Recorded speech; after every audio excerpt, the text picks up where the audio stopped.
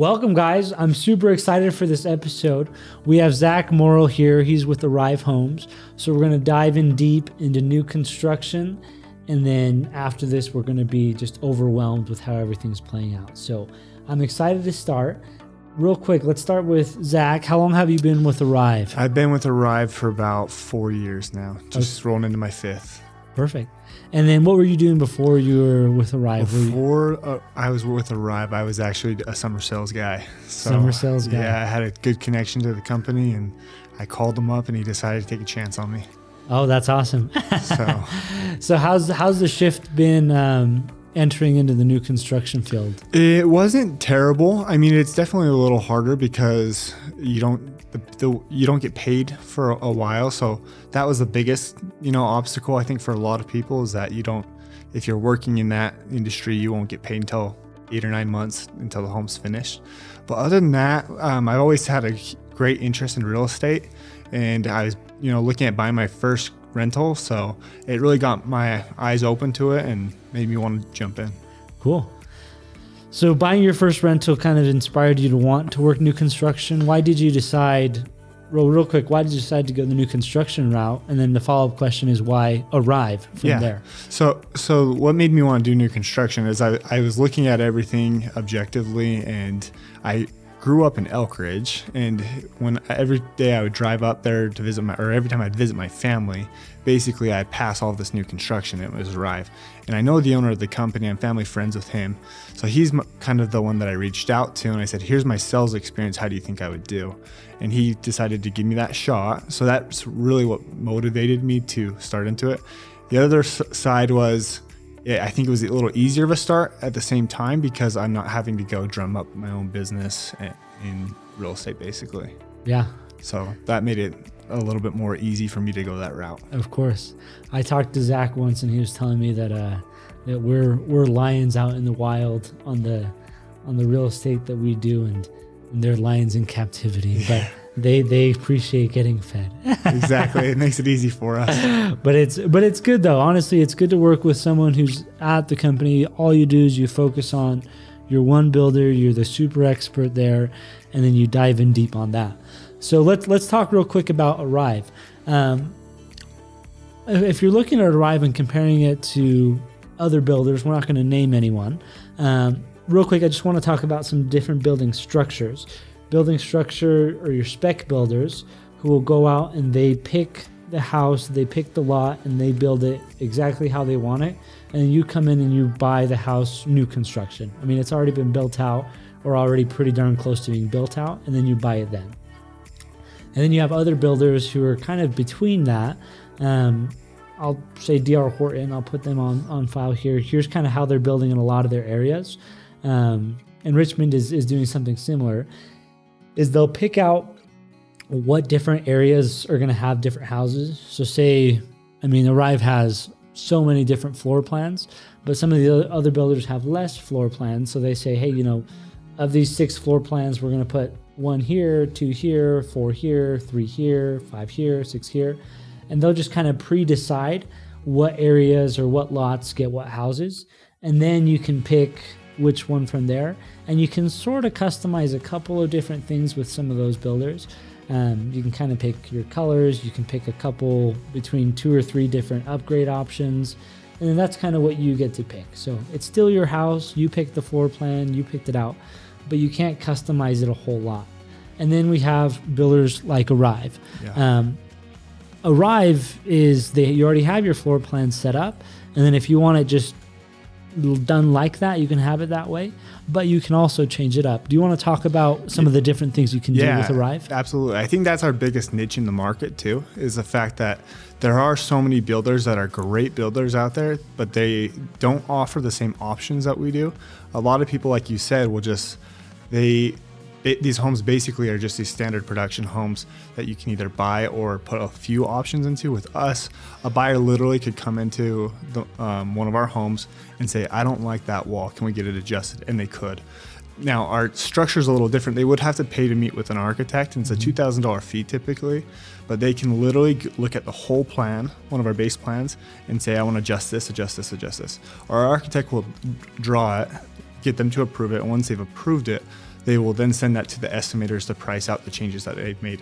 But I've seen people do awesome things. I've seen people add 500 square feet to their home. I've seen people do amazing covered patios. They really just have the options to make it theirs. Whereas a lot of the other builders that they go into their model and they'll say, it's a beautiful model, but these are your limited options. Take it or leave it. So sky's the limit. Yes. Which I think is very appealing, especially when you're looking at a little bit more expensive homes on a little bit bigger lots. Correct. Right? Yeah. Let me ask this as we're transitioning into that. Let's talk about some of the townhomes that you guys do. Yeah. If customization is so big and so important, what can be done on some of the townhomes that you can do?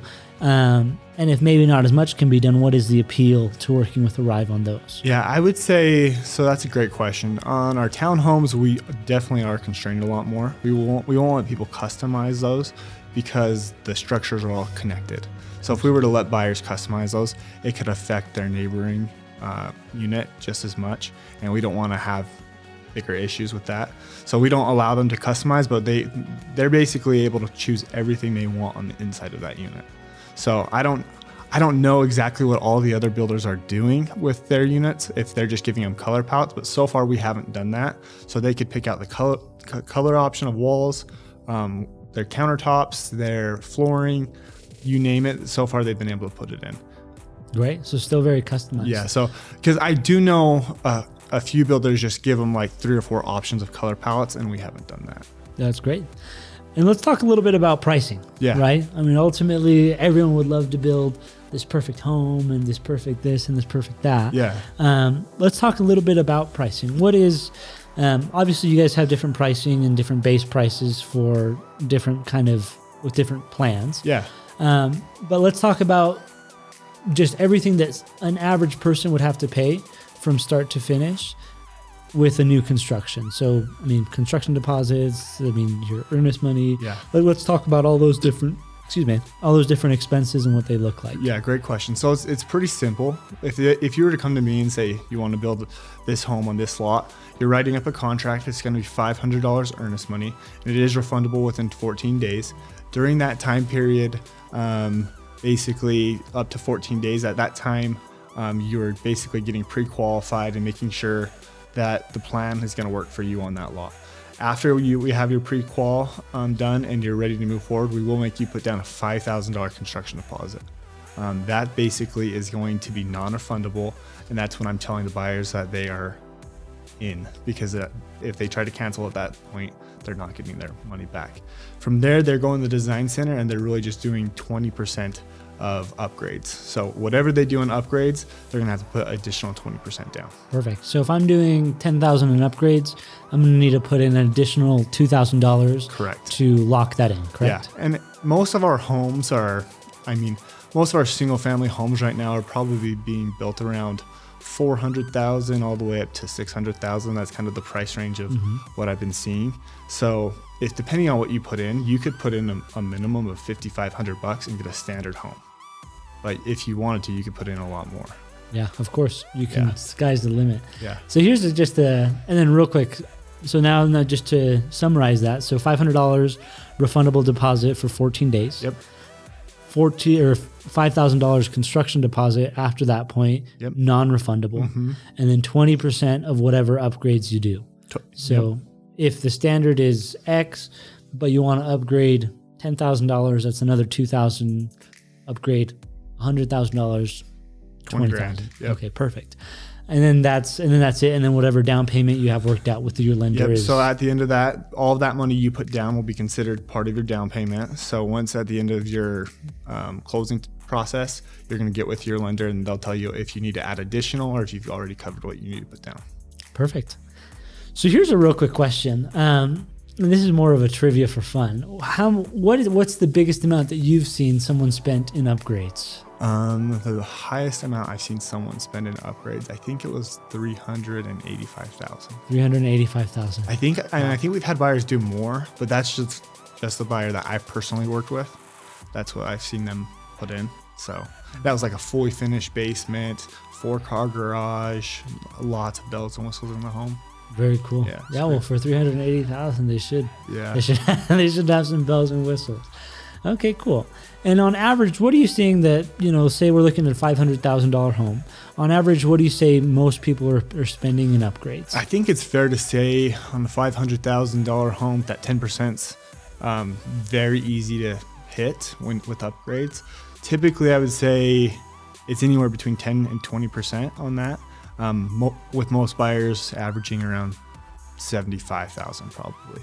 Okay. In upgrades on a $500,000 home. So is it fair to say if someone's looking for new construction or looking to work with Arive, plan on spending a little bit in upgrades to get it the way you want it? Yeah, right? I would, because I think it goes back to what kind of builder we are, and we're not typically your first-time home buyer home.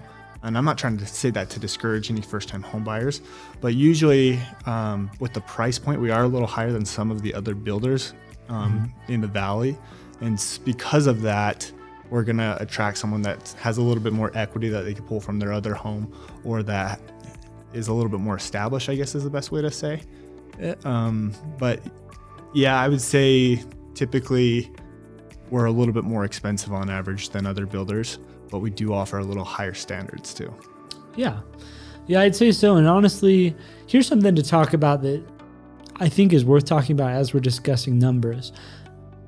Historically, in the market, we were typically looking at, if you go new construction, you're paying a premium for new. And that's just kind of the way it was. I think my own personal situation, I bought a home in August, and then I put something under contract with you guys in September, right? So one is a little bit longer build times. But the reason I did that is because prices continue to go up. And by the time I end up closing, then, in today's market, obviously we can't predict the future and no one's got a crystal ball. But especially in today's market, more often than not, I'm seeing people actually buy their new construction and reserve it at what is pretty close to market value at the time of reservation. And when they're closing on it, most people are having equity. Absolutely. So is that kind of what you're seeing? 100%. I've only seen in my times working here with Arive, I should say, is I've only seen one home not appraised. And that home, it was a very tricky situation because it was the first home built in the neighborhood and it didn't have any comps to pull from. Yeah. Other than that, it would appraise today. But as with what you were saying, we're going to see, I think, and I don't have a crystal ball either, but I just see with lumber costs going up and demand here, I don't see prices slowing down. And I think we're going to continue to have price increases, unfortunately, for a lot of buyers in this next year. Yeah, we'll talk about that real quick. I was meeting with another builder today.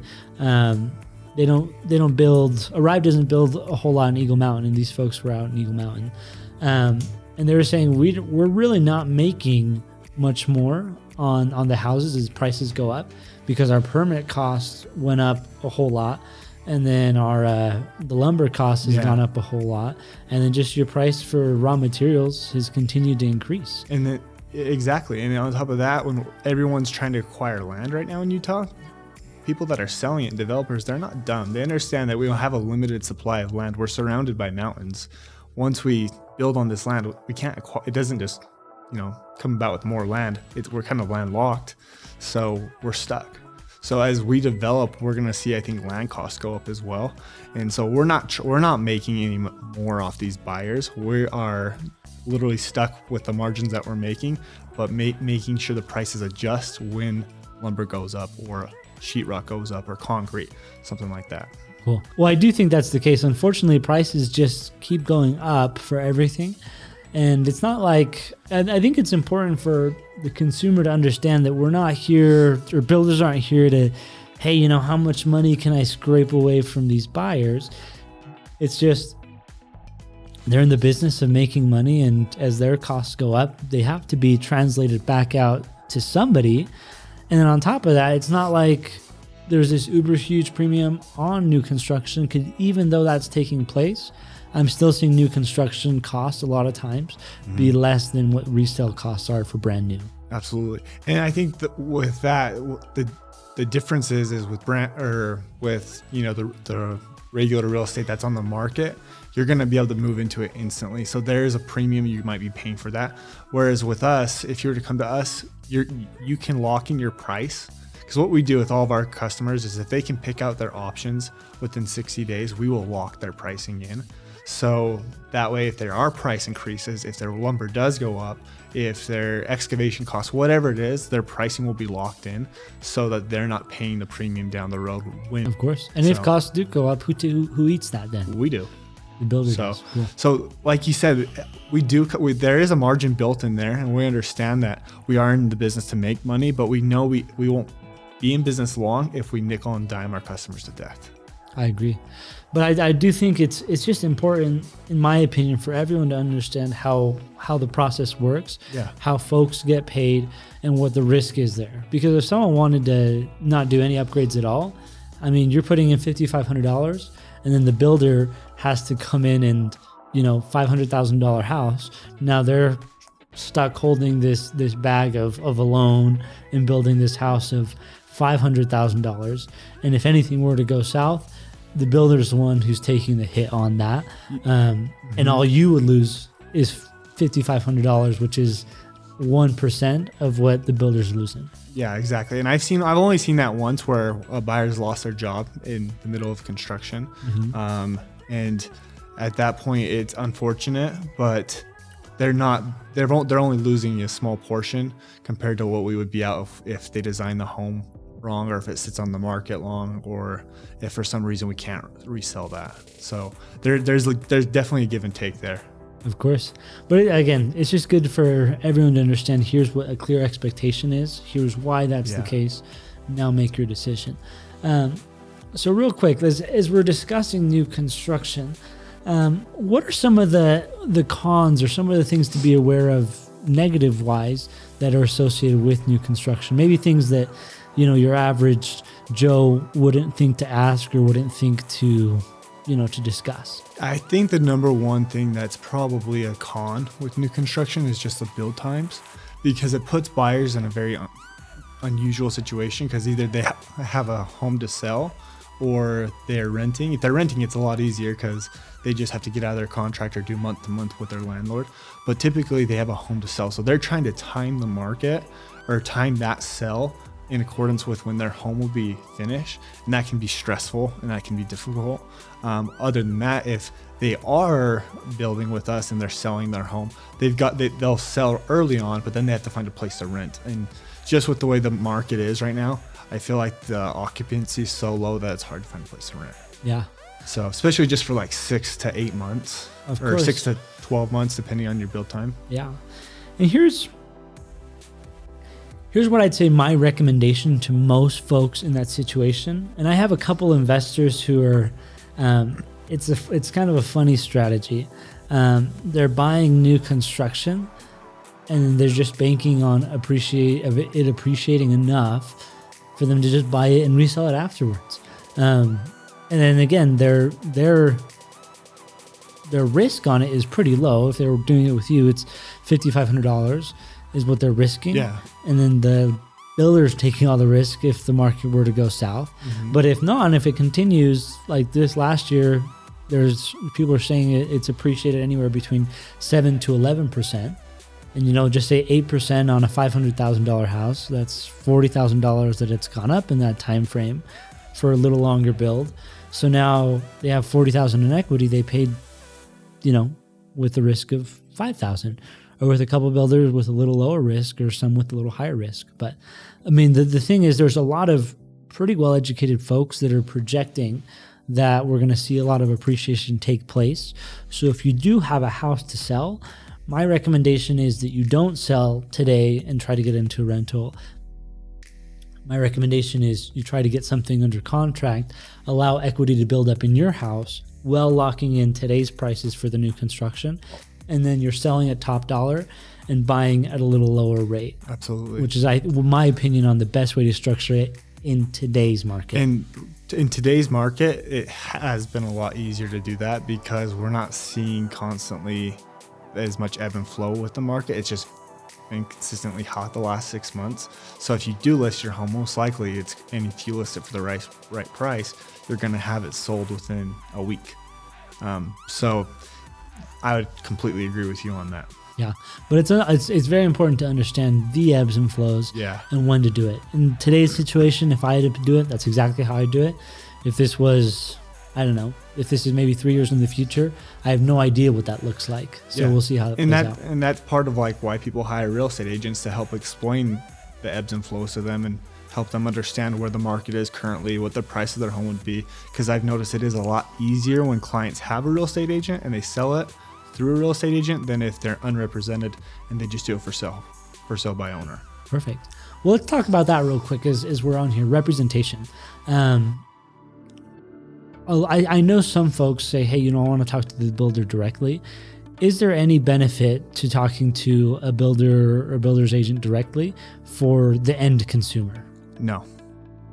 So if someone comes into, are you talking? I guess I should rephrase that. Are you talking if they'll get a discount for not using a real estate agent, or? Yeah, if I have Kevin over here who's saying, hey, Terry, I like you and whatnot, but I don't want to pay your commissions, so I'm going to go to Arive directly. Yeah. Is there any benefit to that? Are they getting a discount there, or what's going on? They're not. So Arive, we understand that real estate agent community is huge, and you guys bring us so much business that we would never try to undercut a real estate agent or cut them out of the deal.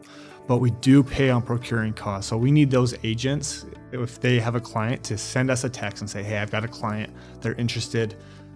Can we set up a meeting? Can I take them to the model home? Something like that. And that way we can get them taken care of, but also help their clients, because we are supposed to be paying off procuring costs. Perfect. But we don't ever give them a 3% discount for not using an agent, because if that got out, that would kill us. Perfect. I think that's really good to know for folks. It's just, if you have someone in your corner that's a benefit and you're not paying for it, I think it's a no-brainer. Because I get that question a lot of times is, Terry, can we use you in new construction? And the answer to that is always yes. And it really, I'm not just BSing them when I say it doesn't cost them anything, is they don't get a discount on that. Yeah. So it's good to know that we have someone and we can work together closely on that. So real quick, let's discuss financing and qualifying. Mm-hmm. Is lending any different at all when it comes to new construction, or are there any caveats there that are different than your resale? The only difference with us and probably any other real estate transaction is that we do have a preferred lender. So any buyer that comes to us will have to get pre-approved through our lender. And the reason we do that is we use their pre-approval process and their construction deposit to take that to the bank and pull a construction loan. So all buyers will have to use basically our preferred lender to get the pre-approval process and pre-approval. But they don't necessarily need to use them to close on the home. And that's something I tell buyers. I'm like, look, it's in your best case scenario to price shop a few different lenders and see who works best for you. We're just making sure you qualify off the bat with who we know and trust, because we're pulling a construction loan with them.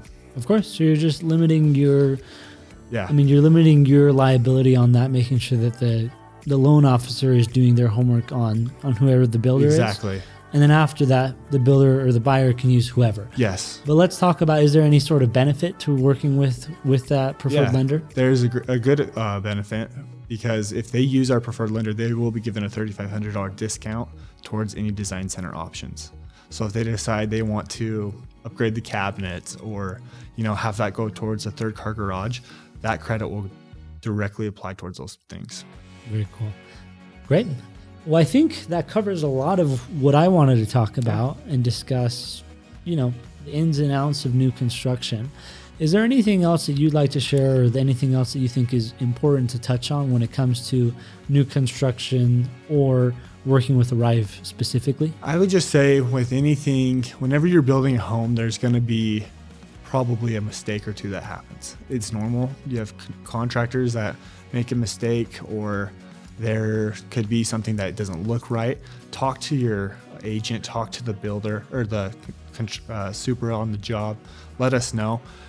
one thing we do a good job at of Arive is documenting everything. So as long as we have documentation on your plans and on your purchase work order, which shows all of your options, as long as it's on there, we're going to get it fixed. And I think a lot of people have a little stress with that. It's normal, but just talk to us. We're going to have what I always do with all the buyers is I like to put everybody on a group thread. So if they ever see something at their home, they can reach out to us and let us know. And it makes it easier for us because if they catch something that we might not see, basically we can get it adjusted really quick. Very cool. Great. Well, I think that covers almost everything. I appreciate you coming out here, Zach. Yeah. Hope that was beneficial to you guys as you're learning and seeing new construction, and particularly on Arive. If you guys ever want to take a look at them and what they have, what's the best place for them to find your information? Probably through you is a good way to start. But you can get online and just hit the agents course on our website and look up for Zach Morrell, and I'm there. And with all my information, you can just reach out to me. Perfect. And Arive, their website's got tons of plans, tons of information. It's a very beautifully designed website. So it's a really good way to look at it. But if you ever do want to look at some of their stuff inside and in person, then again, do feel free to reach out to me, and then we'll partner up with Zach and make sure we get something going. So thanks again. I'm thrilled that you guys were able to watch this. And again, anything that you guys need, feel free to reach out. Thanks so much.